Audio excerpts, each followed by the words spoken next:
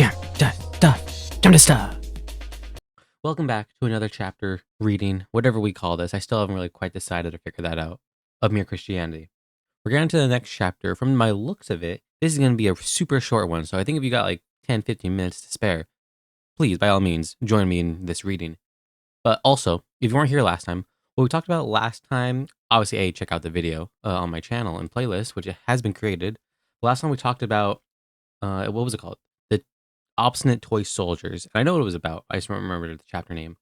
It was kind of about God, Jesus coming down and being human and how weird and bizarre that is. It was the most, say, Christian and apologetic chapter I've read in the book, I think, at least in recent memory, where it's basically saying, I have it like in the title, like the last video as well, where it's like, and it says it, or imagine like us human beings, you, right, trying to be like a slug or animal or something. I think it says slug in the book.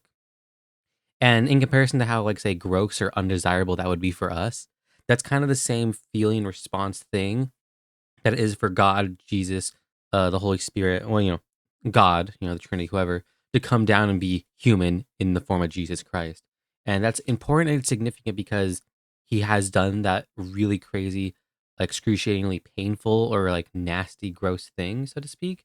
Like I said, it's almost like Christian apologetic chapter I've read of this in a little bit, where it's saying, because he did do this, that is very important and crazy because, it's showing God's nature, how much he cares, etc., etc. But also it's to show us the difference between, say, like our understanding of like things and God and like our strength of will, so to speak, and that of God's, like, his nature of how caring and loving he is. As well, he's not like, say totally, I don't want to say hypocritical, but he's not just like, say, totally like has this super high standard for us to follow that he himself can't do because Jesus did it, which is God. So that's really cool. It was really interesting chapter when you compare it to the rest of the ones, like just in this book, where they're a lot more apologetic or not apologetic, theological in nature about like the nature of God and how he acts and feels and is, so to speak. But that was that chapter. And so we're gonna get on to this one. This one I saw is really, really short. It's like 2, 3 pages basically. So, hopefully this will be a short video. Stick around.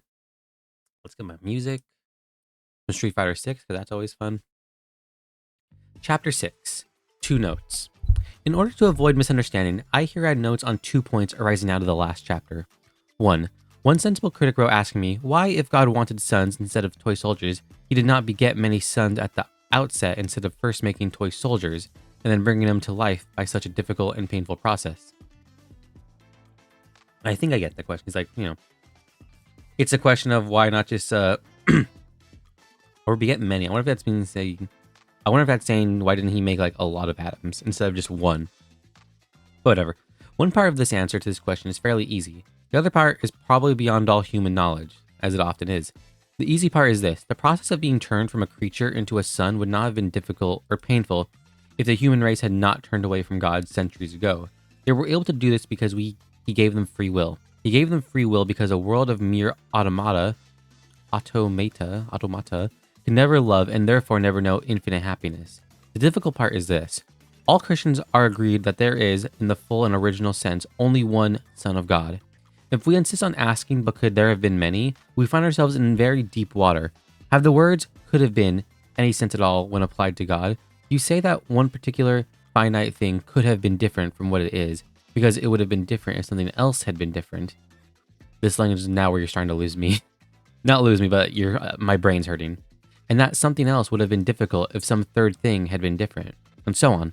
The letters on this page would have been red if the printer had used red ink, and he would have used red ink if he had been instructed to, and so on. Okay, that does help, explain it. When you're talking about God, i.e. about the rock-bottom, irreducible fact on which all other facts depend, it is nonsensical to ask if it could have been otherwise. It is what is, and it is, or it is what it is. It is what it is. It is what it is. It is what it is. And there is an end to the matter. But quite apart from this, I find a difficulty about the very idea of the Father begetting many sons from all eternity. In order to be many, they would have to be somehow different from one another. 2 pennies have the same shape. How are they two? By occupying different places and containing different atoms. In other words, that's bizarre.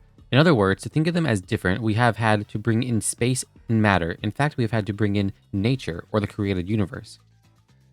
I can understand the distinction between the Father and the Son without bringing in space or matter, because the one begets and the other is begotten, whatever that means. The Father's relation to the Son is not the same as the Son's relation to the Father. That explains it. But if there were several sons, they would all have to be related to one another and to the Father in the same way. How could they differ from one another? One does not notice the difficulty at first. Of course, one can form the idea of several sons, but when I think closely, I find that the idea seemed possible only because I was vaguely imagining them as human forms, understanding about together in some kind of space.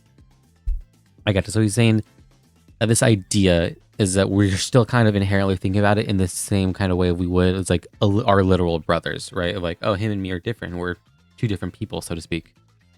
In other words, though I pretend to be thinking about something that existed before any universe was made, I was really smuggling in the picture of a universe and putting that something inside of it. When I stopped doing that, and I still try to think of the Father begetting many sons before all worlds, I find I'm not really thinking of anything. The idea fades away into mere words. Was nature, space, and time and matter created precisely in order to make manyness possible? Is there perhaps no other way of getting many eternal spirits except by first making many natural creatures in a universe and then spiritualizing them? But of course, this is all guesswork. This is where you lost me. I was kind of with you for the first part, and now you lost me. But I think I get it. I think I do kind of get it. It's kind of like this is how I'm imagining, right? The idea of like gods, like say like the gods of like lightning and thunder, like Thor and Zeus, whatever. There can only really be one, because, and this is like say about like, oh, all religions lead to the same thing, where it's like, no, there's one answer. Like there's one specific main answers. And like in regards to, so there's like really only one relation type part of God, right? Like a human beings kind of thing. There's only one part of like your whole humanness, that is, say, your mind, brain, personality, your physical being, etc. Like there's only one part for each of these things, so to speak. I don't know. It's a weird idea here. Let's go on to the next part. 2. The idea that the whole human race is, in a sense, one thing, one huge organism, like a tree, must not be confused with the idea that individual differences do not matter, or that real people, Tom and Navi and Kate, are somehow less important than collective things like classes, races, and so forth. Indeed, the two ideas are opposites. Things which are parts of a single organism may not be very alike. Sixpennies are quite separate and very alike. My nose and my lungs are very different, but they are only alive at all because they are parts of my body and share its common life. Christianity thinks of human individuals not as mere members of a group or items in a list, but as organs in a body, different from one another and each contributing what no other could. When you find yourself wanting to turn your children or pupils or even your neighbors into people exactly like yourself, remember that God probably never meant them to be that. I like that, actually. That's really nice. You and they are different organs intended to do different things. On the other hand, when you are tempted not to bother about someone else's troubles because they are no business of yours, remember that though he is different from you, he is a part of the same organism as you are. If you forget that he belongs to the same organism as yourself, you will become an individualist. If you forget that he is different from, if he a different organ, so sorry. If you forget that he is a different organ from you, if you want to suppress the differences and make all people alike, you will become a totalitarian. But a Christian must not be either a totalitarian or an individualist. I feel a strong desire to tell you, and I expect you feel a strong desire to tell me, which of these two errors is the worst. That is the devil getting at us. He always sends errors into the world in pairs of opposites, and he always encourages us to spend a lot of time thinking which is the worst. You see why, of course? He relies on your extra dislike of the one error to draw you gradually into the opposite one. But do not let us be fooled. We have to keep our eyes on the goal and go straight through between both errors. We have no other concern than that with either of them. And that's the end of the chapter. Like I said, I think this book ends at chapter 11, so we have about 4 more, I think, 4 or 5-ish now, depending on how you read that. And to quickly go over this was really difficult to read. I think this like whole first point that he's addressing here was very annoying. But I think, like I said before, I got the idea pretty down well, where it's like, you know, you can only have one main answer thing distinction for that.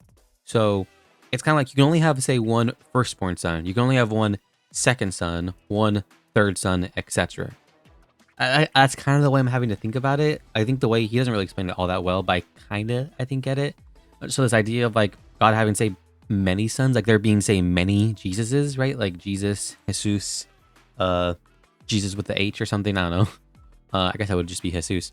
But this idea that there'd be many of them, I find really odd and weird. And like he even says as well, trying to imagine this concept idea of like, oh, God could have had many. You're kind of still smuggling in this human idea of like, oh yeah, like many, like, you know, like my many brothers, like me, Luke and Paul, etc. Those are my brothers. Which may not be incorrect, but I also do agree with him where it's like you're kind of like imagining and arguing for something that doesn't really make a whole lot of logical sense. And I think he said it before in something else, but it's that whole idea of like you're asking God to say do the impossible. You're asking him to like make a round square, right? Or make a circle with 4 edges or whatever. And that's just not how that works, so to speak. And it's like, well, God could make that. Well, kind of, but like also kind of not really, because you're asking him to like be inconsistent and illogical or whatever. It's a weird concept. That's kind of like my understanding of this. Comment below if I'm wrong. And then for the second part, this is obviously, I think, a lot more straightforward, and I think he handles it extremely well with those points that I said, where he says, human beings, while we are all separate, right, we all are also still attached. And like he says, Christianity specifically, and I think it's a good analogy, we look at it more like we're all parts of the body, right?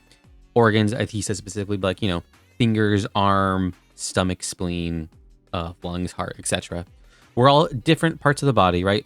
Lungs and a heart, say, for instance. But we do have specific different functions, but we're also part of the same whole organism, which we want to prosper, do good, feel good, be healthy, etc. And to avoid, say, suffering and pain and sickness, so to speak. And so I think he addresses that really well, where it's like, yeah, we're kind of both, but also, you know, we're all still connected and all this. And I do like that he says, like, and if someone says, oh, it's none of your business, then, like, you know, you're kind of not getting the point. You wouldn't say that, like, the lungs would never say to the heart, well, mind your own business. I'm going to, you know, do my own thing and, like, you know, die and get pneumonia or something, so to speak. And I do like that, because when people say, you know, it's none of your business, or why do you care? That's always kind of like, you know, a stupid point, so to speak. And I hate that. But, you know, that's me. Anyways, that was just chapter. Thank you for stopping by reading. I hope I didn't, you know, drone on for too long. Thank you for stopping by. I appreciate that. Next week, another chapter. Well, yeah. Thank you so much for stopping by. Thank you so much. God bless you. See you next time.